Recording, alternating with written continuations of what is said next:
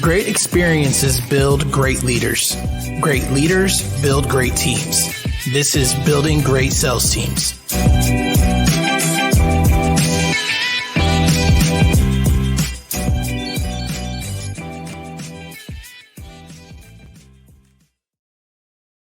All right, guys, welcome back to another episode of Building Great Sales Teams. I'm especially excited about this one today. I've been watching this guy's story for the past year, and he has been going through the grind and working hard and has ended up with a seven-figure company. And I wanted to bring him on to tell that story, talk about sales, talk about life, talk about everything that he's doing. His name is Tommy DeLong. He's the owner and founder of TD Outdoor Living, as well as Houston Pool and Patio. He's a redeemed believer, had some very humble beginnings from a trailer home. He's lost nearly 100 pounds and has now founded and scaled multiple companies and grown outdoor living and the Houston Pool and Patio to $2.5 million. So, Tommy, welcome to the show, brother. Doug, I appreciate it. Good to connect again, man.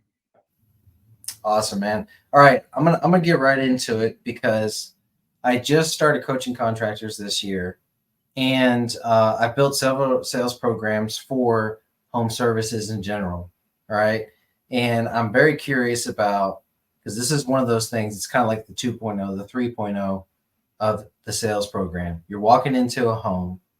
You're there for a sales presentation. You're there for an estimate, as we call it. And you see another contractor walking out.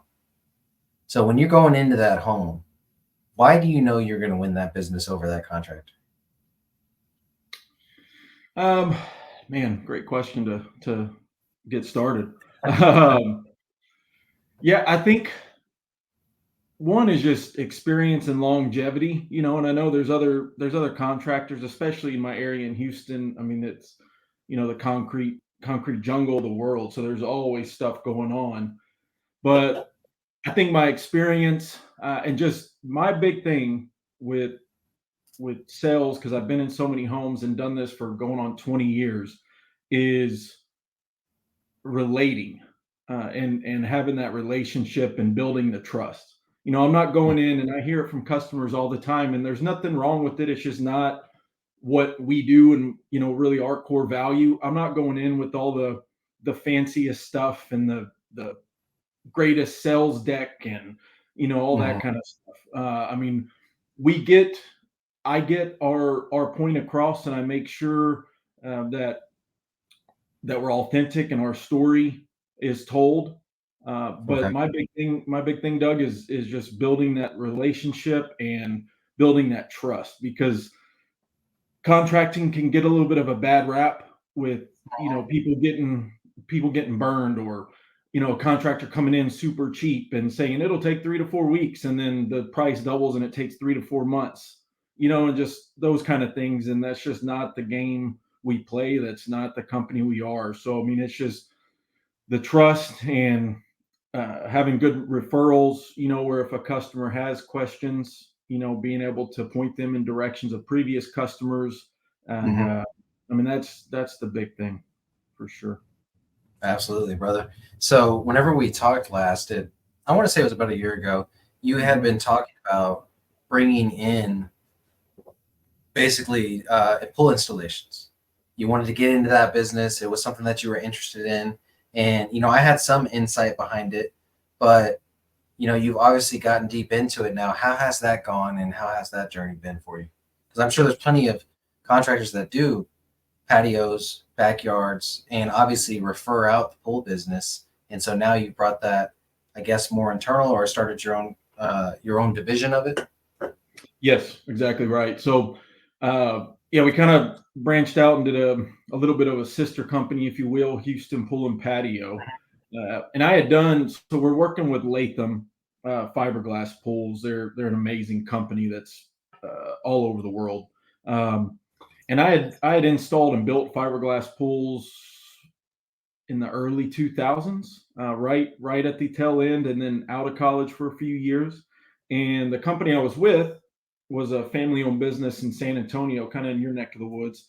They've been around for 40, 50 years. The the matriarch, or the patriarch, I should say. The grandfather's been in it for, I think he was in it for 50 or 60 years. So I got in with a really good family, and my partner now, we've been friends for 20 years now, and we're in each other's weddings. And so that made that transition and that launch much more feasible and comfortable. Just with the working with Latham and working with my partner, and both of our experience and all those kind of things. So, it's been great. And the big thing with fiberglass pools is just the the quick turnaround. We're done in 2, 3, 4 weeks at most, but we can also do the additional concrete, outdoor kitchens, patio covers, and there's not many companies. There are other there's obviously quite a few gunite concrete pool builders everywhere, especially in our area. There's not that many fiberglass pool builders or installers in this area, especially not to the scale that Latham is capable of doing, and that we're capable of doing. And there may be, but I have not come across one that does their own concrete work and kitchens and patio covers and stuff in house. And so that's why you see Houston Pool and Patio and TD Outdoor Living as Houston Pool and Patio. Yeah. My vision for Houston Pool and Patio is that will be the main brand, and then TD Outdoor Living, if a customer from the pool side wants additional concrete decking and patio cover kitchen, then TD Outdoor Living will handle that aspect of it. Oh, that makes a ton of sense. How are you juggling? I guess, do you have any salespeople that you're employing right now? How are you juggling both brands, and kind of, do you switch those hats in the middle of the day? So how does that work? Yeah. It's been literally one hat logo to the next. Yeah. Yeah. So, it has been, it's been an adjustment, but luckily, I'm kind of used to that. And it's a very similar industry, so it hasn't been overwhelming, but yeah, we're looking at bringing on some more salesmen. I've got one of our guys who's actually been with us for a while in a different capacity, that's starting to do some yard visits and things. Nice. Yeah. And so we're getting there, really focusing on getting the business more efficient. As you mentioned, we're well into the 6 figures now, which is awesome, but we're kind of at that point where the way we're operating, smaller, a little more on the ma and pa type side, for us to add the pools and really scale and create a great customer experience, or not lose that great customer experience as we, grow, that's the lifeline of our business and a lot of businesses. So that's very important to us and to myself. And so, but yeah, juggling would be a very good word to put it. But up until this point, it's been okay. But we're definitely getting some things in place and bringing some additional support on board to help with that. And that's another reason for trying to get and kind of rebrand, if you will, to Houston Pool and Patio, and then have TD Outdoor Living as more of almost a subcontractor of Houston Pool and Patio to handle the patio and kitchen side. That way we're not having to try to juggle, because it gets confusing on the back end. And then, I can also see where it can be very confusing to the customer, to the consumer. So that's the ultimate goal. It's not going to happen overnight like anything, but we'll get there. Well, I think it forces you to grow out of that solopreneur role. You know what I'm saying? Where you're the salesperson, you're the CEO, you're the integrator. You know what I mean? You're doing finance. And I know if I remember correctly, your wife helps you out with some of that stuff as far as like the admin stuff and everything. But you're still pretty much wearing all the hats. The full time. It's like 4 full-time jobs. You know what I mean? And so What are you doing now to kind of prepare for those new people to come on? This would be for a listener that is maybe 1 year into their business, just crossed the 7-figure mark, and they're not even thinking about, like having other people come on. They're like, man, this is my livelihood. Like, I don't know about letting go of some of my profit to get set up for expansion. Obviously, you're putting those things in place now. So what does that look like for you? Yeah, and it took a while. I mean, because I was that person, where it's like, man, if I, do this or do that, it's going to eat at the profits. But you gotta, you have to do that, because if you bring that person on, it's only going to help you expand even further. So Yeah. you've got to do that at some point if you want to continue to scale, and not. It's very important to me that we scale at a good clip without losing our core values and personal customer experience. That's really important to us and to me.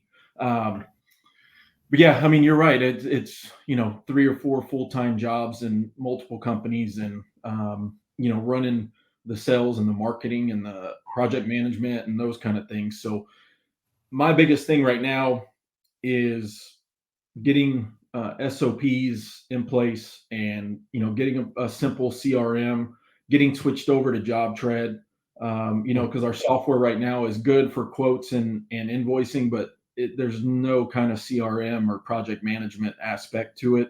So we're been talking with some of the guys over at JobTread, getting switched over there. It seems like a great software. It's got everything we need. And I know a lot of the guys kind of in this, in our circle, Facebook kind of acquaintance circle, or pretty tied in and familiar with jobs. They just had the conference. Yes. Did you go to that? Yeah. Not, Yeah. Yeah. I saw that Adam, and then the guys I've been talking to, Zach and stuff over there, was talking about that. So yeah. I think Adam had a booth out there, and then Winray, who I'm going to be coaching for now, has a booth out there too as well. So I know you're 100%. That's probably 70% of our clients on the coaching side are using JobTread right now. Yeah. So, but yeah, just getting things in place, and if I could rewind 3 years, I would have made that more of a focal point up front. Kind of that coulda, shoulda, woulda, but it worked, and luckily, we're a decent ticket priced item where we don't need 1,000 clients a year. So my recall, and I was able to do things, Excel spreadsheets and pen and paper and cell phone calendar, and but it's getting to the point where I just turned 40. I've got a couple kids. I'm coaching youth sports. I just started another company. Like, my bandwidth is I'm about tapped out. Yeah, and that's what's crazy. At the same time, you're obviously feeling a calling to start that other company, and we'll definitely get into that. But I mean, so the most entrepreneur solution to wearing the multiple hats, multiple businesses now, and wanting to do all the things is like, okay, well, as long as I'm bringing in the money, I'm good. Family goes by the wayside, marriage goes by the wayside, that comes in second place, faith, like fourth place, you know what I'm saying? Mm-hmm. And so I already know enough about you that that's not what you did, right? And so how are you juggling all these things going on in your business, and how are you making sure to prioritize your faith and your family as well? Yeah, so my thing for 2024 is faith, family, focus. Okay. So, because I did at certain points, like a lot of entrepreneurs and people, men in general, those things did kind of drift away, and I got into some, just some bad choices, bad habits, and some of those kind of things. So just getting back to really, man, almost being a little bit selfish and putting my faith and myself first for a little bit of the time, and just as long as I'm taking care of myself from a Jesus standpoint, a faith standpoint, a nutrition standpoint, an exercise standpoint, even though that, whatever that looks like, that hour of the day, that 2 hours of the day, that's not really taking anything away, because if I give myself an hour or two, I'm able to give my employees, my business, my wife, my kids, everything else, I can give them so much more, Mhm. whereas at certain points, yeah, I was, giving them, maybe, giving them time, but it wasn't 100% while I was in that time. Now I'm giving them time and my 100%. And a big part of that has been getting back to a stronger relationship with God and my faith, Mhm. and getting up at 5:12 a.m. every morning. And getting up at that. I'm just I'm not like a 5 a.m., 6 a.m. guy. I'm kind of weird like that. So like 5:12 a.m. it just sounded better to me than 5 a.m. for some reason. So So, that's so there wasn't it wasn't like a scripture or anything. Just no, 5:12 was like no. that's the one. Yeah, that's the. I'll have to go back and look if there's any good scripture on 5:12. Yeah, I'll look through 5:12. some, Yeah. yeah, see where we're at. But I'm sure, the way God works and the Bible works. If I look, there's going to be something, Oh that yeah. He has a calling of 5:12. But Hmm. yeah, so I just get up, and then that way that gives me pretty much 2 hours to, uh, just meditate, breathe, Bible, coffee, knock out maybe a couple, key work things that I just want to get off the books for the day. And then, that gives me like 2 hours before, the kids wake up and start getting them ready, get lunches made and get ready for the bus. And,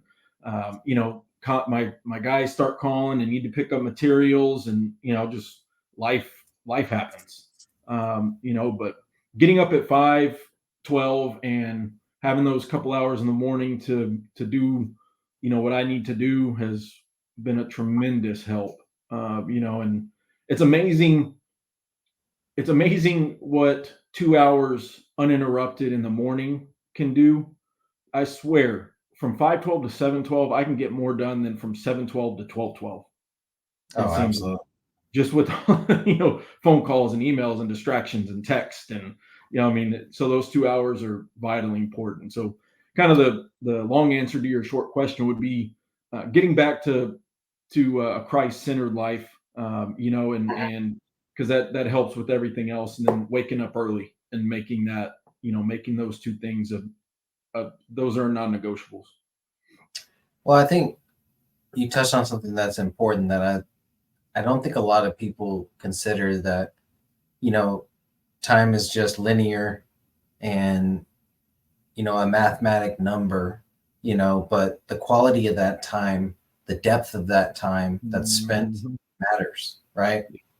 And so, we can talk about it on the business side.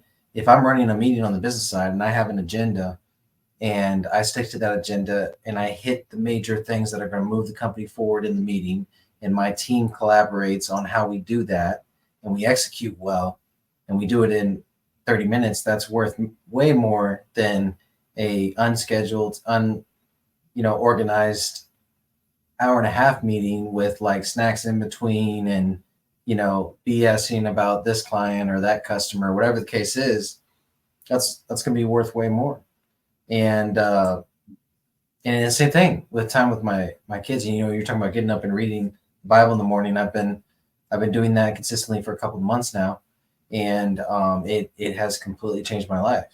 In the sense of I can think of two examples where my kid had a question and I answered him with scripture. Now I'm not at the point where I can like recite scripture, or Yeah, anything like that. That'll probably be like 10 years from now. yeah, I am envious of those that were raised in the church and like raised on reciting scripture, but I can tell a story, right? yeah. And at dinner the other day, my son was talking about that he was getting picked on by this kid, and he didn't want to fight him because he was bigger. He didn't want to push back. He didn't want to stand up for himself because he's bigger. And I said, well, I just read about David and Goliath, and so I pulled out my Bible, reread the story, and then I read the NIV version as well as the they have a kids graphic novel. Obviously, that Mhm. was way more interesting of the Bible, and so that was cool. And then we were camping the other day. We were RVing, and we were on the campgrounds, and we went and they do the coffee in the morning or whatever, and everybody kind of meets up and hangs out. And I got to tell the story I learned about what meek means in the Bible and the translation, where it came from, and that it was the meek is how they described these horses that were war horses, but they had such amazing control that meek was the description for something that was powerful beyond measure, but also could control it. And so when people say the meek will inherit the earth, that is not weak. People always see that as weak, will inherit the earth, or the humble will inherit the earth. No, Christians are confident, but they don't need to beat their chests all the time when it comes to that, And so without getting too much off topic, I couldn't agree more with what you're saying. It's about what you bring to the hour versus just spending the hour, Exactly. And so when you can do that with your team, when you do that with your family or your marriage, I mean, we're big on date night in our groups, and one day night every other week is way better than 3 hours in front of the TV every night. That's for sure, because it's unencumbered, dedicated depth of time versus length, right? Yeah. And so I think you're on the right track there for sure. So where did this calling come from, to kind of transition into life coaching now, which is something that, obviously I was showing your Facebook earlier. It's all over your branding now. It looks really great, by the way. Love the logo, love the colors, obviously BGST, same color, you know what I mean? Maybe a shade or two off, but it looks great. What inspired that? So coaching, mentoring, leadership that's something I've always done.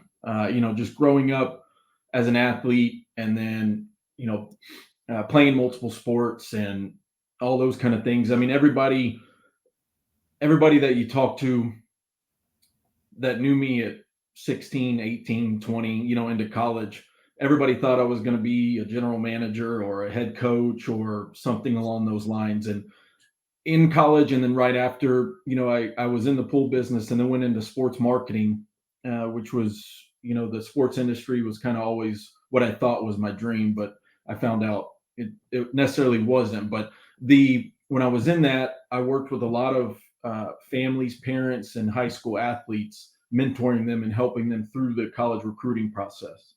And so I did a lot of mentoring and putting together, programs for them. Went and talked at different events and, different schools and all kinds of things. So the coaching and mentoring has always been a huge interest of mine, and something that I really, really enjoy.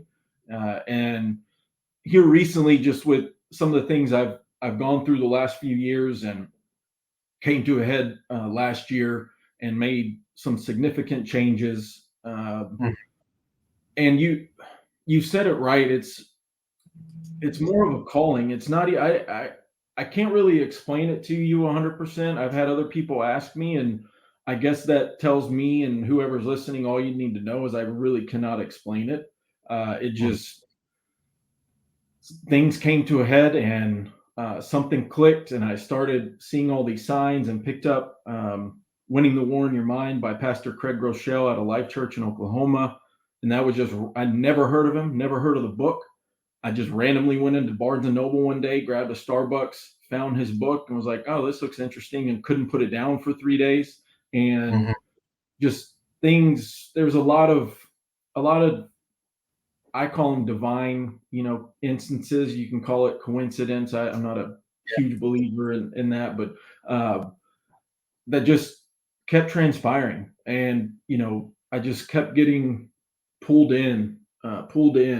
And I've always been, I kind of like to joke, my real name is Thomas, and the whole thing with the doubting Thomas, until, he really saw the proof and all that kind of stuff. And that's kind of where I was at. I went to church a little bit growing up in holidays, and, some Bible, like summer vacation Bible school with friends, and would go a little bit and then not go, and kind of always have my toe in the water, and would watch from afar. And I was in Fellowship of Christian Athletes in high school, and then kind of grew away, so it was always a little bit of in and out roller coaster, but something has transpired over the last, I don't know, 6, 8 months or so, that's just really called me and pulled me in. And I was talking to somebody the other day, and it's not even something that's, forced. Like, we were talking about waking up early and reading the Bible and those kind of things. Yeah. And it's not even something that I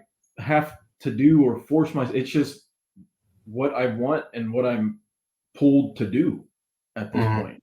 And I think it's like anything. Once you start that habit and kind of get your brain working that way, and you just start seeing things so much differently. And you mentioned it earlier, the way it's changed your life. I mean, I can't even tell you, man, what it's done. I mean, it's crazy, and I kind of sometimes I still have to take a step back and be like, man, this is like really different and quick, but then it keeps happening, and things keep coming up, and I keep meeting these people, and I keep being put in these rooms, and it's just things just keep transpiring that, I mean, it's pretty obvious what's going on to me. So I love it, man. I love it so much. So I guess what are you excited about now? I mean, you got a lot going on in your business, transition happening there to focus on the newer brand. Obviously, I would imagine your family is adjusting to this different version of you that you've been working on the last 6 months, and then now you got a new coaching business that you're starting as well, right? And so I guess what out of all those things, what are you most excited about? the thing that's most important to me that I'm most excited about, that's a non-negotiable, is what you said about the family. Hmm. And that all stems from the faith aspect. And because I've started to see it. My wife grew up in the church, but we never really went, on a regular basis, and we always kind of talked about it, and we wanted our boys to come up in the church and those kind of things, and it's really um, inspiring to see that me, as kind of the leader and provider of the household, Hmm. um, when I kind of made this, it wasn't just a life change, it was more of a spiritual transformation, Hmm. if you can, that how that's impacted and spilt over into my wife and my 6-year-old and my 3-year-old.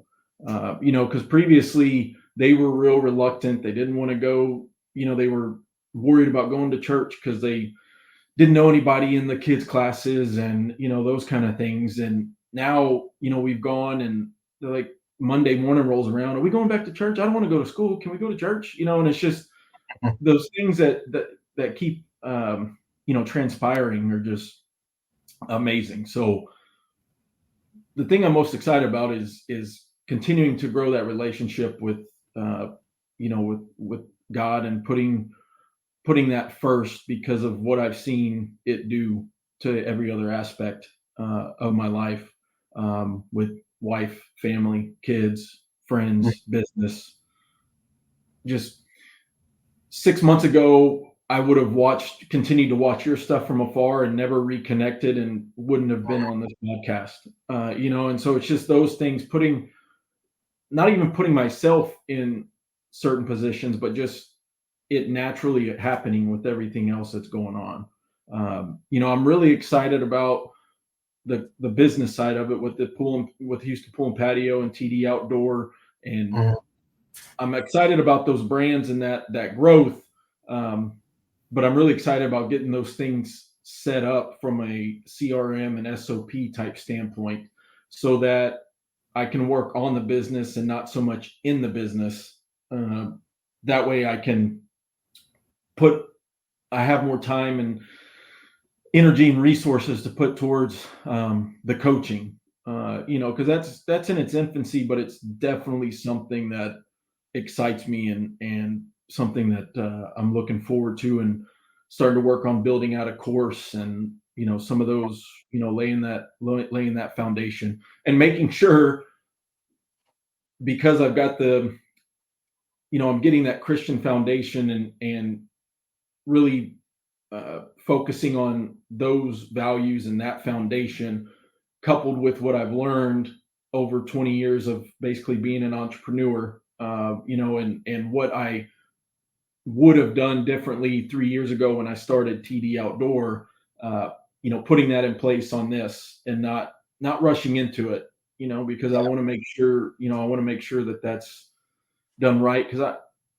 I'm not looking for it to really be a huge provider or source of income, especially not, initially. Mhm. It's more of a passion project, and because I've got a pretty deep story, that we don't need it. It would take a lot longer than this podcast to get everything out. But I just feel this pull and this calling to share my story, as kind of open and vulnerable as I have to be, which I was not a few 6 months ago. Yeah. But I know that sharing that story and testimony, if it can help one, 10, 100, 1,000, I mean, that's really, I want to create value and help some other guys that have a similar situation. Couldn't agree more, man. One of the greatest things I ever did was when I originally got separated and eventually divorced from my wife, who we're remarried now for the new listeners on the podcast. Was I told myself I was going to be a man of integrity, and I was going to tell everybody that needed to hear the story of the story, And now I've probably told that story maybe 6 or 7 times on my podcast, and probably 50 or 60 times on other people's podcasts. You know what I'm saying? And so I think it's important. And, the words that come to mind when you talk about sharing that story, and if it can impact one or 10 or thousands, in my mind, it's thousands every single time. Because what pops up in my head is fishers of men, right? That's just the scripture that keeps popping up in my head, is when Jesus talks about, I want you to be fishers of men. And telling that story makes you a fisher of men, versus hiding the story and then you're just like everybody else, And so I think that's going to be a big part of your growth there. I would say, if somebody that is going to be your client is listening right now, what are they going through? What are they feeling? And what do you think they need in order to, be pulled out of what they're in right now? I mean, what are some of the things that your client is saying right now that, they could really be impacted by your services? Yep. So the biggest thing for me was, you just, like anything, Doug, whether it's good or bad, you create those neural pathways and brain waves, and it could be positive and and good, or it could be negative and bad, and you just get stuck in that cycle, and you think, you kind of, at some point, probably get a victim mentality of, oh, I don't deserve it, I can't do it, blah blah blah. Mhm. But it's no different than anything. You have to find a higher power. Mhm.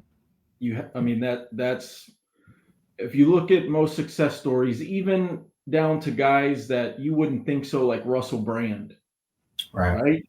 I mean, that's eventually what pulled him out. And we're talking, this dude was in some deep, dark stuff, with heroin and sexual Mhm. addiction, and, I mean, all kinds of stuff. And so that's really what finally clicked and did it for me. And, I would go 60 days, 90 days, 6 months. I mean, I would have little runs and then kind of fall back in.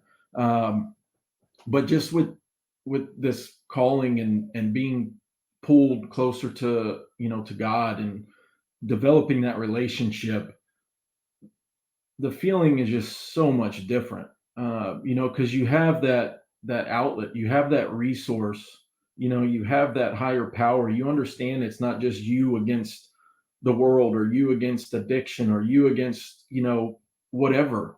And when I started laying that foundation and developing that relationship, and uh, thankfully found Pastor Craig's book and getting back into the Bible and reading and learning, that gave me the tools as a man to drop the ego, step back, let go of some of the control, and just hand it over to him. Because I don't want to say an absolute blanket statement that you can't do it, because there are people that have, but for me and for a lot of men, that wasn't the case. I tried it my way. I tried it my way. I tried to control it. I tried to white knuckle it. I tried to, do all these different things, and nothing has felt more freeing, more hopeful, more inspirational, more anything than right now, with just dropping that control and kind of handing it over. And I mean, it's a big cleanse, you can breathe, right? And by doing that, it's multi stages. And by doing those things, it dropped my walls, and it was okay for me to talk about it. It was okay to share it. It was okay for me to bring other people in, rather than just, my wife dealing with it, and, a couple friends. It allowed me to open up and basically ask for help. Because as you can probably tell, it's hard for me to delegate and ask for help, which is why, my business is kind of where it is now, which is a good and a bad thing. But now it's to the point where I've got to get some help, get some things in line, and bring in some foremen and salesmen, and do those kind of things. And it's no different than in my life. I was trying to white knuckle it and basically do it myself, and I was doing it for other people. And one of the biggest things that I learned, which is hard for a lot of people, especially, and it was hard for me, is being a little bit selfish and making sure that you're taking care of yourself. Because if you don't, going back to our original topic, if it means you got to get up at 5 so that you have a couple hours before the day gets crazy, that's what you got to do. And those things have been life changing. So finding a higher power, whatever that means to you. To me, it's God, and getting in the Bible, and trying to walk this path and live more like Jesus. None of us are perfect, but that's an aspiration. That's been life changing, because that foundation has allowed me to just kind of hand off some of these things, and that's transpired into dropping walls and control, and that's transpired into knowing that it's okay to talk about it and be vulnerable and ask for help. And a lot of people, especially myself, I was scared, or one, I just wasn't in the right place to want to do it. But then when I was in the place to do it, I was scared to bring it up or ask for help, because I thought I'd be judged, chastised. People would be mad at me. People would disown me. And it's been 100% complete opposite. There's been nothing but support, unconditional love. Just so if you're worried about those things, find your higher power, relinquish some of that, just get it off, relinquish it, and ask for help.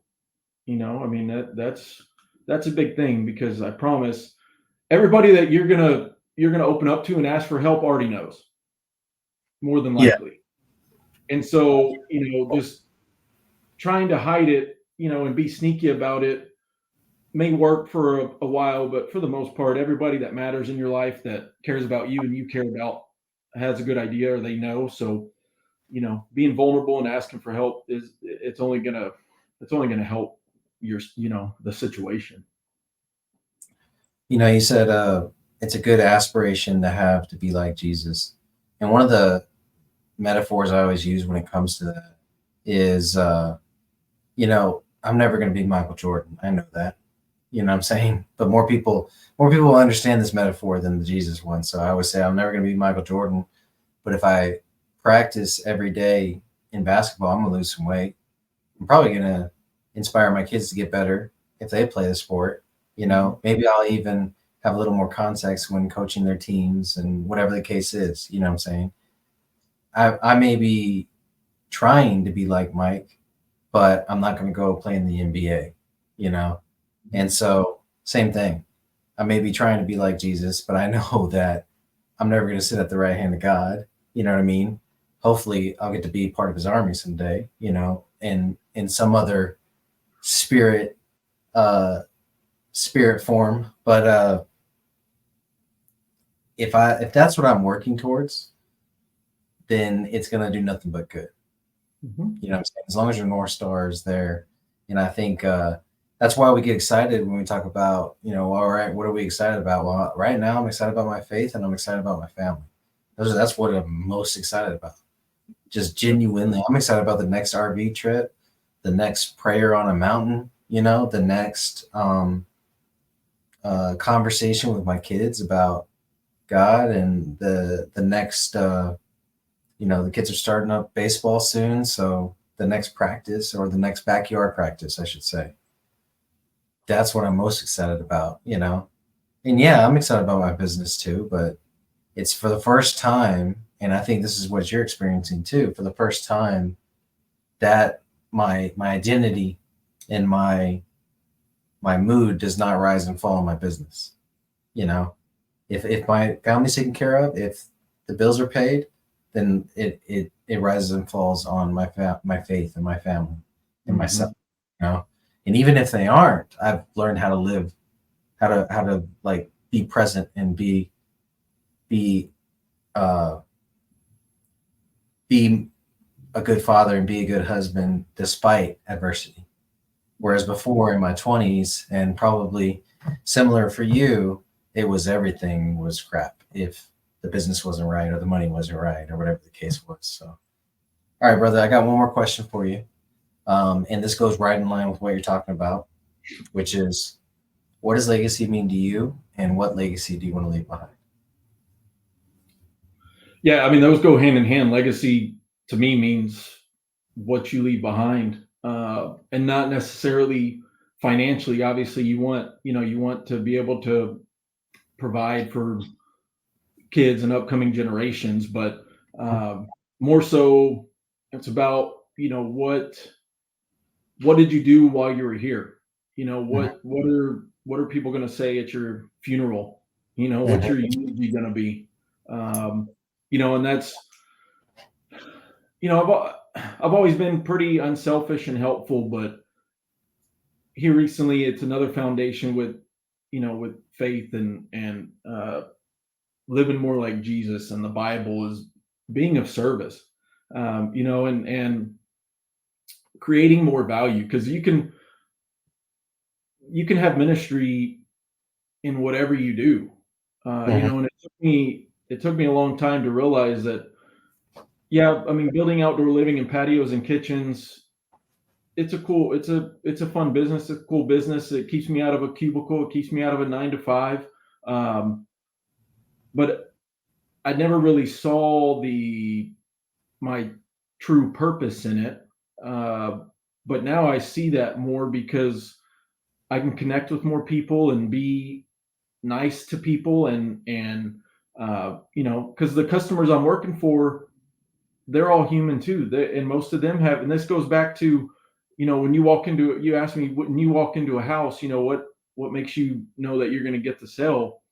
I don't 100% know that, but I'm pretty confident in it because of um, my faith and my experience and being relational. that all stems back to that, because they're humans. A lot of them are in my similar position, and they have kids and they have jobs and they have stress, and that's why I stick to outdoor construction, because you don't want to be messing up some wife's home with a bunch of dust and all that. Nope, I'll stay outside. That's the most stressful construction there is. Yeah, no, I'll stay outside. Thank you. But just looking at that as kind of as part of my legacy, because we do a lot of cool work, and not looking at it as, oh, I'm just doing some work for a customer and it's transactional, right? It's looking at that as, this is somebody's dream. This is their piece, when they've had a stressful day, and maybe, they want to go out on their new patio when it's nicer weather, and it's not 100% humidity and muggy, at 6 a.m., but they want to go out on their patio, drink some coffee and read their Bible. Yeah. And so it's being of more service, and even in my pool and patio business, is having that be more of a purpose outside of just making a living and being transactional, and doing what we say. And you mentioned integrity, and providing a good customer experience, and even when things aren't going great, being kind, being patient, being rational, because I understand we're all also customers and humans. So, I have to have customer service if something goes wrong with Fubo TV, or, whatever it is. So it's just remembering that, these are customers, and they've had tough days, and they've had challenges with their kids, and they've had challenges with their business or their boss, or, whatever it is. So it's just not adding to that, trying to, do what we say, stay on time, provide them a good product, and that really kind of builds my legacy, because I want our business to be, stick to our core values, and do things right, and build trust, and do things with integrity, and leave them with a little piece of peace, that they can do. So, and with doing that is hopefully, leaving that behind for my boys as part of the legacy, and they can do what they want, or sell it, and they can do what they want. And then also from a faith standpoint, is continuing to make God and faith a center point of not just my life, but my family's life. Because even in these 6 months or whatever it's been, seeing the difference in my kids' life, and wanting to go to church, and wanting to go to the youth group, the kids' classes, and my son my 6-year-old wanting to, ask me to come read the Bible before he goes to bed. And, so just passing that down, because of the foundation it's already laying, and that I know it'll continue to lay for decades, for, forever. So. I couldn't agree more, man. It's massive. And I really like what you said, though, because a lot of people talk about impact, but a lot of people can't specifically talk about how they're going to impact others. So when I think about what you said about the experiences these families are now going to have because you were able to deliver on what you said you were going to do for them, I think about my kids and how even now, if my in-laws house got bulldozed today, they'd always have these memories of the last 5 years of spending summers at their pool. So they got a fiberglass pool. It came with the house. And so it came with the house that they bought. But as soon as they got that house, the kids were all about it every summer. And then now, oh, we're going to your opa's and your grandma's. And they're like, are we going swimming? It's like freaking 30 degrees out. Are we going swimming? I'm like, you're crazy. But they're always going to have those memories. And, that's legacy in itself. And you get to install those, which is pretty cool, And so when you think about it from a marketing standpoint, definitely take that into consideration, because I think there's a really good marketing message there. And especially for the grandparents. I mean, I know they love their grandkids coming over and getting them, see them have fun. And then they get to be, they load them up with sugar and candy and junk, whatever they want. Yeah. Because they don't have to be a parent anymore. They just get to do the fun stuff, you know? And so I could see how that could carry on for years and years and years. All right, brother, where is the best place to reach out? You know, I know that at least one listener is listening to this and it's like, man, you know, I've dealt with addiction, or I've dealt with not feeling like enough for my family, or I'm struggling with my faith. Where can they reach out to you at? Yeah, just search my name, find me on Facebook, Tommy DeLong. I'm sure when you post this, you know, you'll tag it and stuff too. So just Tommy DeLong, Instagram and Facebook, they should both be public. Yeah, and I'll just tell anybody, man. I mean, I'm more than an open book. I had, you know, guys and mentors and people that I talk to and still talk to that, you know, have really helped change the course of, you know, of my life. And kind of a part of the legacy, I guess, I didn't hit on is getting all these other things set up so that I can have that impact on, you know, on others. Like I said, whether it's 1, 10, 100, thousands. I mean, you know, I hope people message me, you know, to see. I mean, even a quick Facebook chat and maybe a few points of wisdom, Yeah. you know, can help somebody. You know, not necessarily a full, you know, full on coaching or anything like that. Just a quick conversation can have an impact. So yeah, just find me on Facebook or Instagram, Tommy DeLong. Those are great places to start. All right, brother. Well, we'll include it in the show notes for you. And I just want to say I appreciate you coming on, being a little vulnerable with us, sharing your story, and walking us through what's going on in your world right now. I think there's a lot of takeaways for our listeners here. So once again, I appreciate you. Absolutely. Thanks, Doug. All right, brother. Let's get building. Yes, sir.